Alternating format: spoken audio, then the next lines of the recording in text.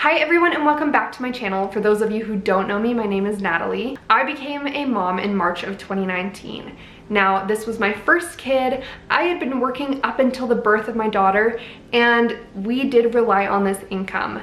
Now, my husband, he did bring in most of the income, but the income I was making also really contributed, and it was definitely a shock for us when I couldn't work anymore. Unfortunately, I didn't qualify for maternity leave, so I didn't get any income from that. So because of this, I have found a few ways that I've been able to bring in income as a stay-at-home mom and contribute to our financial goals.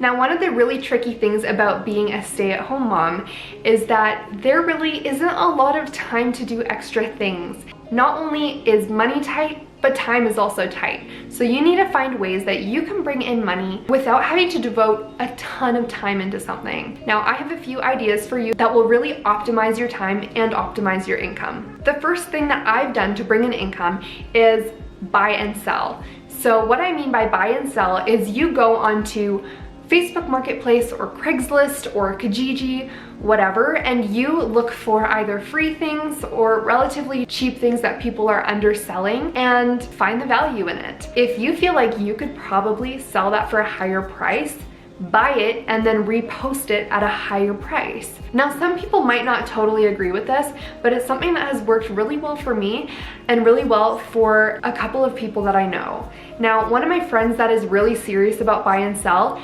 actually made $10,000 one month by selling a really expensive piece of furniture that someone was majorly underselling. There was one time that we got free chairs, free vintage like antique chairs that were actually really cute. We sold them for $100 each. We made an insane profit off of these chairs. Now, if you were to do this, I definitely recommend staying within the furniture or kitchenware category. People don't usually buy and sell clothes, but this can be a really great way to bring in a large chunk of change if you really get lucky with something. Another thing that you can do is sell your stuff. As a mom, your kids and babies fly through stuff so quickly. So with that, you're gonna end up with tons of stuff that you're not using, such as clothes, baby swings, baby toys, just stuff that they grow out of really quickly. Now, I know a lot of moms like to hold on to these stuff for future babies, but I personally don't think that's entirely necessary, but to each his own. For me, I plan on having a good few more babies, but for right now, it's just not worth it for me to hold on to things that are taking up space and making clutter in my life. It also makes things really stressful to have things laying around all the time. My daughter is 7 months old now, and she's grown out of tons of clothes, the baby swing, lots of toys, and I've sold all of those and I've made almost the amount of money that I initially spent on them. So if you're looking for a way to make money, definitely consider selling stuff that you don't need. It will also take a huge burden off of your mind having no clutter around the house. Now, this next one might be a little bit weird, but if you're a new mom and you're breastfeeding or pumping and you have an oversupply, take advantage of that. I know it can seem like a burden, but there are actually women out there that will buy your breast milk. It's kind of a black market thing, but I actually did this. When my daughter Maven was born, I had a huge oversupply. Now, for the first couple months, I pumped once or twice a day to basically just relieve myself, and my freezer quickly filled up with about 300 ounces of milk. You can actually sell your milk for up to $2.50 per ounce. I actually found a woman that was desperately looking for breast milk, and I sold my milk to her for $300, and that was actually a really good deal for her. So if I found someone that was willing to pay more, I could have made up to $700 or $800 off of those 300 ounces. So I know it's kind of weird, but it is a possibility. Now, the way I found this woman was through a website called Only the Breast. I will warn you, it is kind of a sketchy site in the sense that there are some weird men on there and also scammers. I went through probably 6 fake inquiries before I actually found a real person who wanted my milk. So if you are to go down that route, proceed with caution, just be careful. The next really great idea to optimizing your finances is this app called Rover. If you're a huge animal lover, or if you just want a reason to get outside, which I'm not gonna lie, is really hard as a mom to just get outside, and it's nice to have a reason to.